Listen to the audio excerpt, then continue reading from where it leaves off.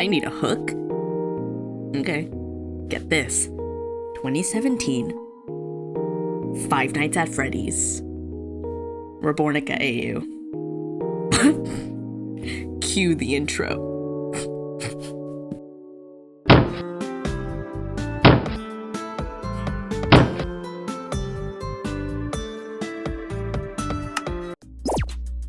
You must be wondering what Rabornica 2017 FNAF AU has to do with this video here today. Well, I'm gonna tell you. I was 8 years old once. I wasn't specifically 8 in 2017, but I've definitely had OCs at 8 years old. And when I was 8, was I 8? Let's just say from a very young age, I was very young. And when I was very young, I used to love making stories.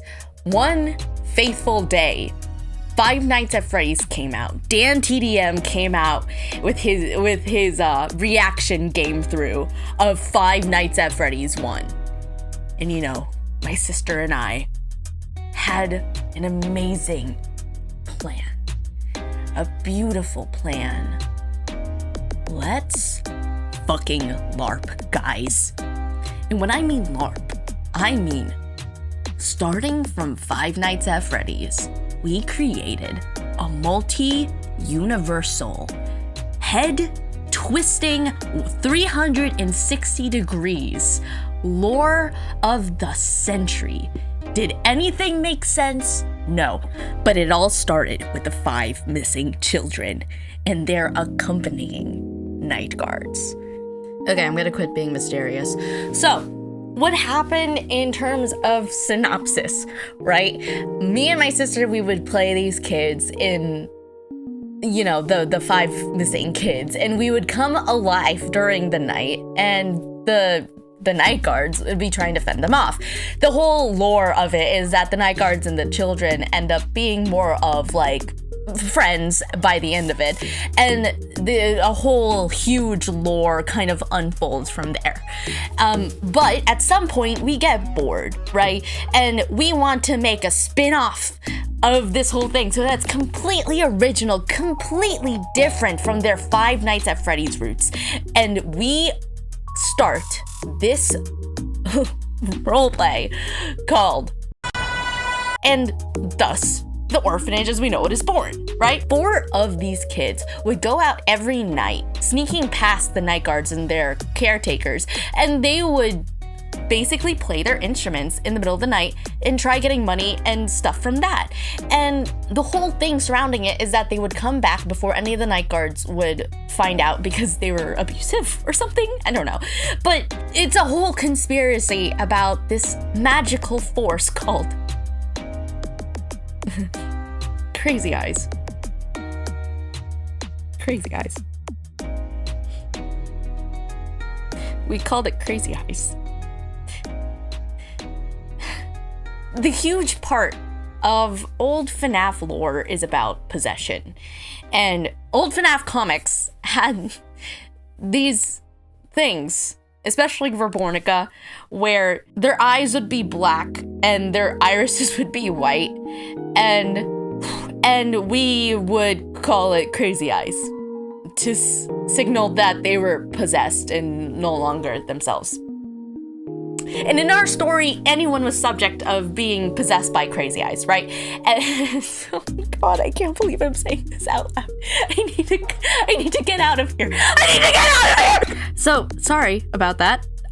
But we would be the kids, right? And I would be this kid named Finn. She would be this kid named Charlotte. And, you know, there was Frankie and whoever possessed Bonnie. A lot of these names, I don't know which ones are borrowed and which ones aren't, but I can tell you exactly which comic dubs that we used very specifically for inspiration, right? We had Little Mikey, we had Out with the Old, and we had Nightmare at Freddy's. Now, all 3 of those are very important to this lore. Back when we were making this for Five Nights at Freddy's roleplay specifically. And at some point I tried making videos about our lore, and These videos are lost media, like they're gone to time. They no longer exist, they've all been deleted. I wish I still had them, however, I do have the original PDFs. Some background before I give you these grubby ass drawings that I have back then. I used to try to novelize these ideas. I would try writing down all the events of this in the most concise way that I can think. And so The Orphanage, the written version, 2016 version, was born. In 2020, I tried rewriting it again because I realized that it is stinky doo-doo. So I go to reread what I wrote. And guys, I remember being in so much physical pain because I was like 11 or 12 writing this. And I was writing in these neon glitter pens, and not even to be comforted by the fact that I was a good writer. I wish I could say that, but it wasn't even good writing. It wasn't good writing. It was in bright pen. I was losing my mind. And thank God that I was reading it in 2020 because I had written down notes. So here are the synopsis. We start with the Night Guards. We have Vincent, Mike, and Jerry. Obviously, Jerry is supposed to be Jeremy. And underneath the orphanage is a cavern where Crazy Eyes lives, right? And at every 9 p.m., Mike goes a little crazy. He gets a little possessed, you know? And so in these OG notes, original notes, the kids run out to get money with concerts. And at first we start with 3. We have Finn, Violet, and Laura. So already we changed their names except Finn. Finn was athletic, uptight, obedient to a fault. He's always been kind of protective. He always believes in friendship over like revenge, and he's intelligent, but he acts pretty impulsive. We have Violet, who was mischievous and did a lot of pranks. She doesn't believe in magic, but she's obsessed with like magical books and artifacts and stuff like that. And you know, she's just a little silly. We have Laura, Finn's younger sister biologically, who's just a kid. You know, Finn's sibling. That's it. At this point, my sister already got the role of Violet and would start using Violet's role way more than Laura's, right? So Violet was the kid in Bonnie, except we changed her name to Violet, whatever her name was in the first place. I don't know, very convoluted. Mike would be under this spell, and sometimes he would be fighting with himself on the inside against like Crazy Eyes or something. And at some point, you know, he tries to act dumb in order to gain more information from Crazy Eyes, but we never get anything more than that. Frankie is a character that shows up at the orphanage one day, and she's very weird. She comes in, she's bossy, and she obviously has to move in with the titular gang. We have Laura, Violet, Finn, and now Frankie. And Frankie kind of like concretes herself as the new leader of this dormitory area. And Finn's obviously like, what do you know? But Frankie is really cool to everybody. She comes in, and at night, everyone's kept up. And Finn finally catches her, and she is some sort of secret agent.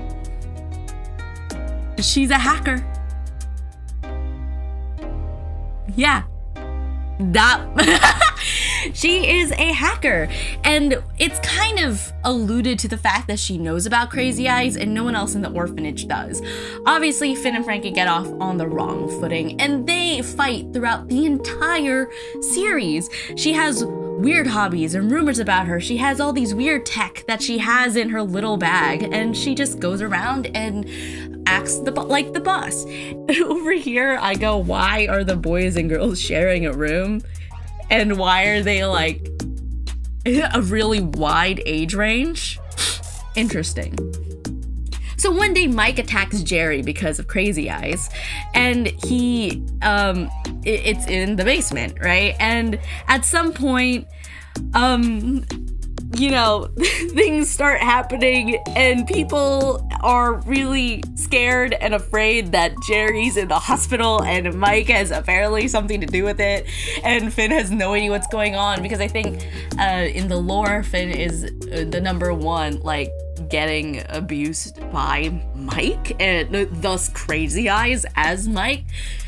And at some point, for some reason, we get a new roommate, Sandra, and she's like shy at first, and she, for some reason, has a lot of weapons in her disposal. Don't know where she gets them from.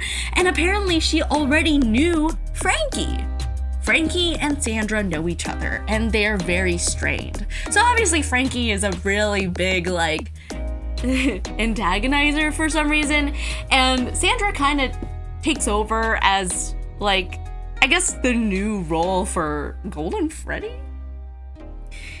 So at some point, Finn and Frankie check out the noise in the basement, and they try to figure out what's going on, and they find, I guess, all of Crazy Eyes' things, and they get kidney papped? And so they get tied up with, like, magic chains because of Crazy Eyes, and they have to work together to get out of there. And at some point, like, Finn gets hurt, and it's a whole thing, and they have to, get along and stuff. And I think it ends with Finn in the hospital, and everyone's really worried about it. I don't know what I'm saying out loud. Anyway, clearly I had a thing for making things as angsty as freaking possible. Now, cherry on top, I have found an animation, in heavy air quotes, of the first chapter of my Little Red Book. And I have thus also found lines all of a sudden. As I am recording this, I have found lines of this whole thing. And I am going to read it out to you. And I'm going to play that animation for you guys. Are you ready? You better be grateful. There was once a legend of the Crazy Eyes. It would spread hatred and evil, using its dark powers to possess and control human beings. Legend has it that it would one day be defeated to the light of night. However, it would do what it did many years ago. Ow. Honk shoe, honk shoe. The next day. What a workout. Seriously? Whoever says, "Not me last," has to drive the car. Not fair! Stop being such a wimp. Ha ha ha ha. In the car. Does anyone know any road songs? Oh, I got one. What about the Pokemon theme song? Guys, no, wait. Vincent, go to the passenger seat. Why? What is happening to? No questions and keep it shut, would ya?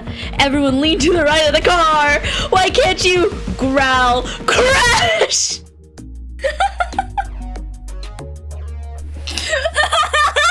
The first chapter started with a car crash. We start with a fucking car crash. When it came to the 2020 rewrite, it's very confusing. I have no idea where to start. We have name changes. For the 2020 rewrite, I have this little book full of things that were part of their designs. And this is what this series is all about. Other than these drawings that I'm showing you, being spoofs of things that I used to draw or things that I am redrawing right now. Do I know what I'm drawing right now? No, I'm not. Actually, I've been doing this audio before I even drew this. Go figure. But this entire sketchbook has the 2020 rewrite that we're gonna decode together. This new iteration is called Lunar Oculus, which is like the most loosest way to say like moon eyes. So the moon has such a big thing with this, and I also have a big thing with this.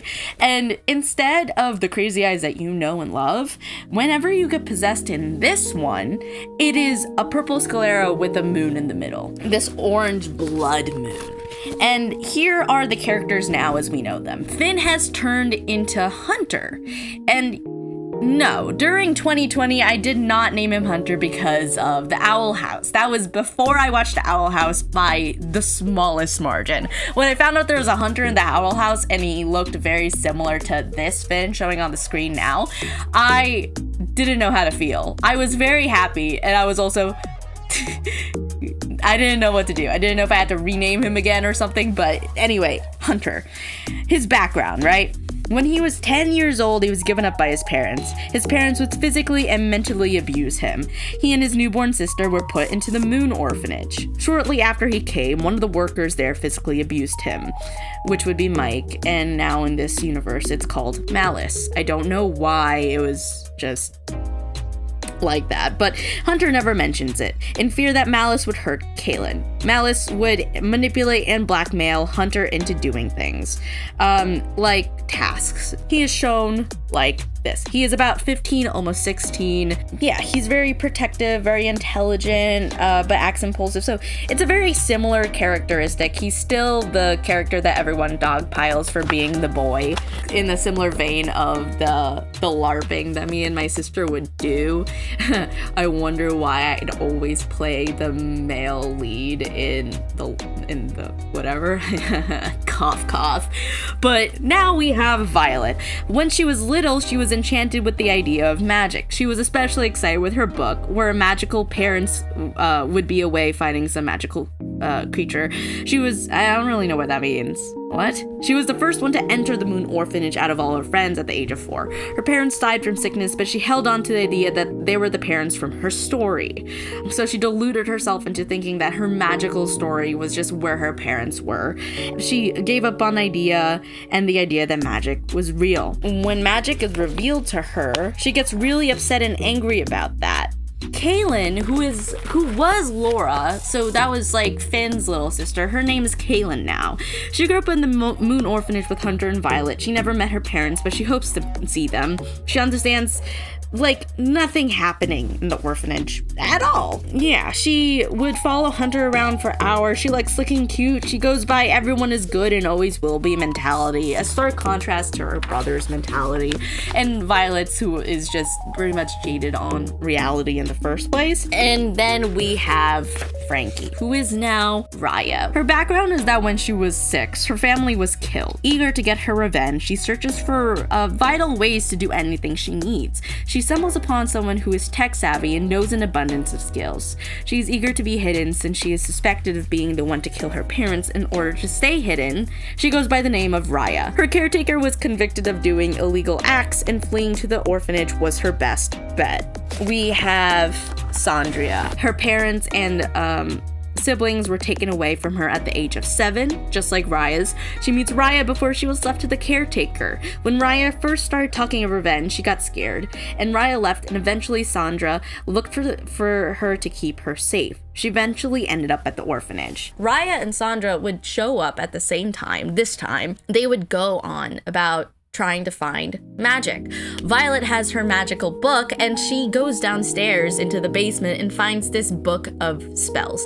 And she starts reading it. She gets really entranced by this book to the point that she reads it every night and memorizes everything that it ever says. And as it goes, this book is actual real life magic. And she gets cursed by this book, cursed into only reading this book for the rest of her life. Every script that she sees, any source of words, will turn into the words and spells of this book. So if you look at this book and it says sketchbook, she's gonna see it as a spell, any kind of spell from the book. That's what the Lunar Oculus does. Anyone that comes across this book is cursed to only read the magic within this book. They go downstairs, and eventually, through hijinks and horror, they get stuck in this realm, a realm full of witches. With all these bare bones in mind, I used my witch characters that I already had since like 2019, 2020, and I had them interact with the Lunar Oculus kids, and that was that. We learned that magic exists and they try to, I guess, save the day, but I didn't really know what that meant for them. That is the point of this video series that I hope does well. I wanted to introduce you guys to these characters, and I want to tell you about how these characters are going to evolve in the next video. I already posted some of the things online of stuff I've been working on for Lunar Oculus, because it's still going to be called Lunar Oculus, and I'm very excited to tell you things that I have come up with. I just really hope that you guys enjoy this. I didn't know if I wanted this to be a 20-minute long video or a 40-minute long video. All I know is that soon it'll be, you know, determined. The next video might be 20 minutes, 40 minutes. It depends on how long I take talking about Finn, and then I will talk about Violet, and then I'll talk about Raya, and then I talk about Sandy, because I'm sorry guys, but Laura/Kaylin is not gonna be part of the story anymore. But I'm very excited to tell you guys about all of this, because it's just something that I've been working on for a while as a concept, and now that I have a grasp of what I want this next story to be about, I'm so excited. So I hope you stick along with me. And yeah, bye.